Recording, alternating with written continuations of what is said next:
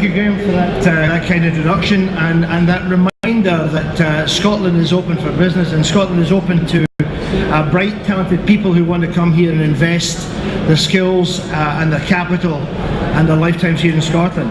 I'm really delighted to be here to address this inaugural B2B Scotland conference this morning. As you know, one of the aims of this conference is to help established and ambitious businesses develop new partnerships and explore different opportunities. And as some of you today will know, I regard connection, conversation, exchange of ideas as being vital to individual businesses and community development. I attended the Arab annual lecture recently given by Professor Peter Jones, who was celebrating the Salonier of Paris of the 1760s, who opened their rooms to bright people from medicine, philosophy, engineering, academia to come in and to essentially talk about ideas that can be converted into theory, that can be converted into actual practical steps forward, etc.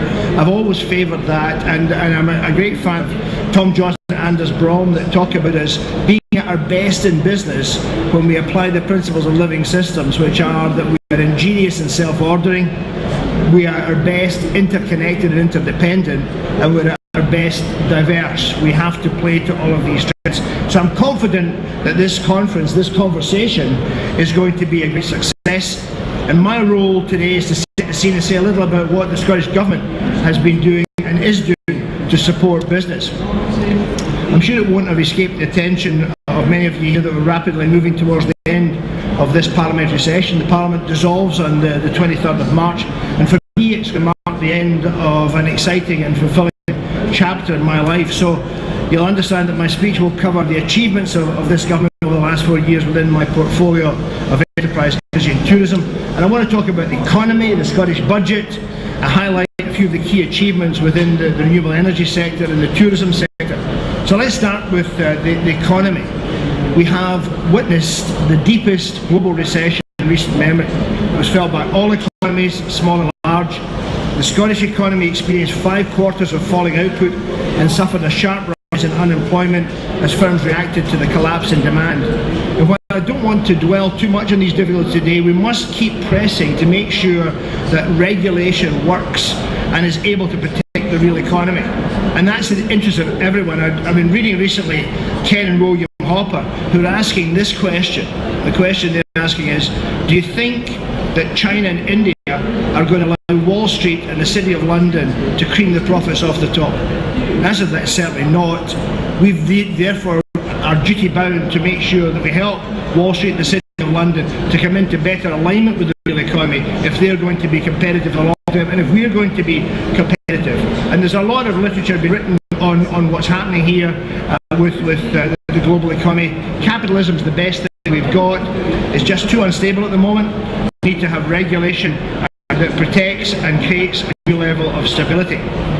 However, supported by actions with this government, we've accelerated our capital programme, and Scotland thereby experienced a shorter and shallower recession than the rest of the UK.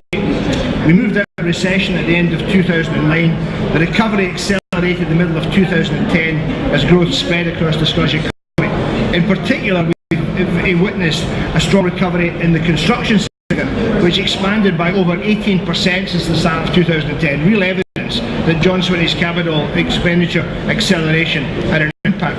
And this pickup in output has led to an improvement in the Scottish labour market. The latest figures report that employment in Scotland is up by over 50,000 since Q1 of 2010, with Scottish unemployment rate falling to 8%. And despite this welcome improvement, the recovery remains at a crucial and fragile state. The decline of 6% in UK GDP in Q4 2010 was a stark reminder that this recovery is indeed fragile. Given the context, the Scottish Government believes that the UK Government is cutting expenditure, particularly capital, too fast and too far. UK Government spending cuts will of course have a short and long-term effect on Scottish public spending. In 2011-12 alone, the Scottish budget has been reduced by 1.3 billion, with pressures on our capital programme particularly acute. In contrast to the UK policies, the budget for 2011-12 approved by the Scottish Parliament last month seeks to protect households, support businesses up and down the country from the worst of the cuts, and also support this accelerated recovery. We remain committed to taking forward strategic infrastructure projects, including the new Forth Crossing, the new South Glasgow Hospital project, and the schools building programme.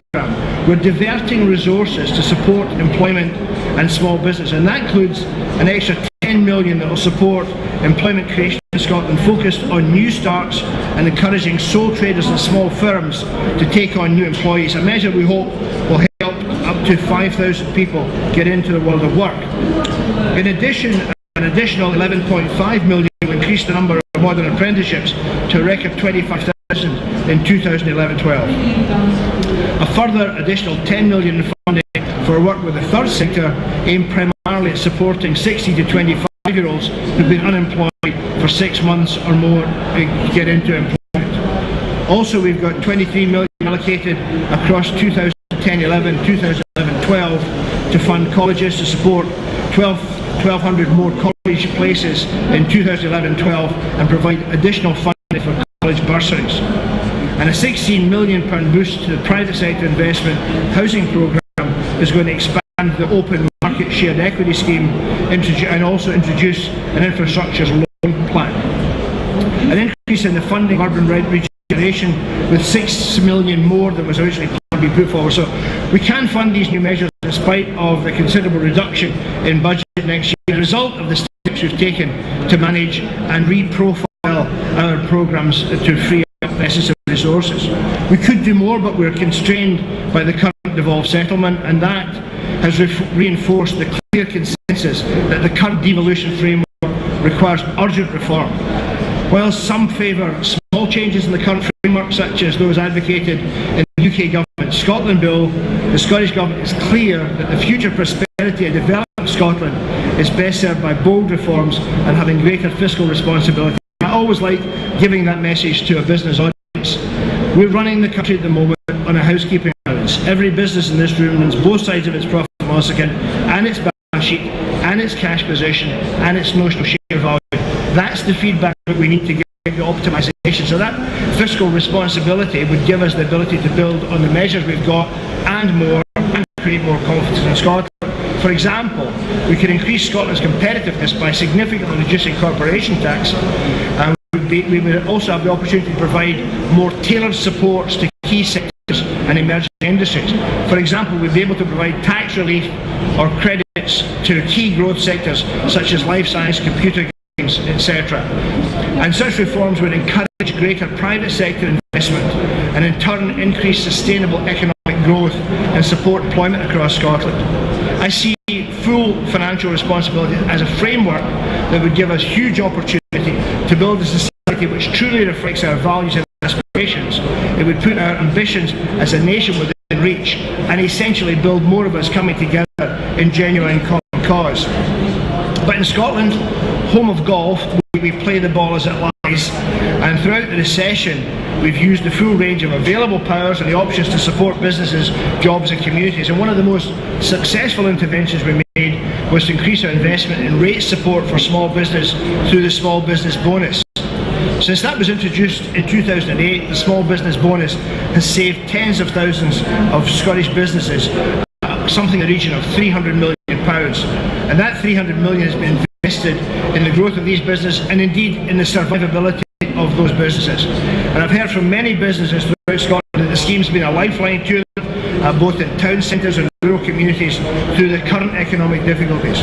I know it's been welcome because people have kept telling us that, and that's why the First Minister recently wrote to 19,000 businesses encouraging them to take up the Small Business Bonus. And initial indications are that there's a very positive response come through to that letter. The latest figures show that the number of business properties in receipt of benefit from the scheme is 74,000, and of those 63,000 now pay no business rates at all.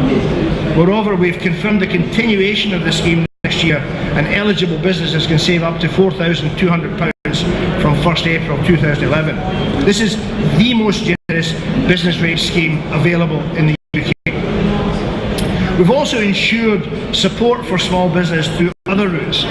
Business Gateway is a key delivery channel for small business, and it helped over 10,000 individual startup businesses in 2009. And it supported almost 8,500 startups this year, compared with 7,700 in the same period last year. And we're currently investing in the development of Business Gateway website, making it into a primary portal for all Scottish businesses to access all public sector advice and services. And the development will offer significant benefits and will provide online access to a single gateway to a broad range of information tailored to meet distinct Scottish needs. It will allow Scottish businesses streamlined access to UK government information on matters such as corporation tax and VAT, and it will save you time and money and effort. I think also what I say to you on that is we're also bringing together Business Gateway with the wide array of other allies and stakeholders who can help them. Local accountants and lawyers, regulators, business organisations, the utilities, the colleges, the schools, to get again other conversation going to see how we can help more move forward through into the world of business.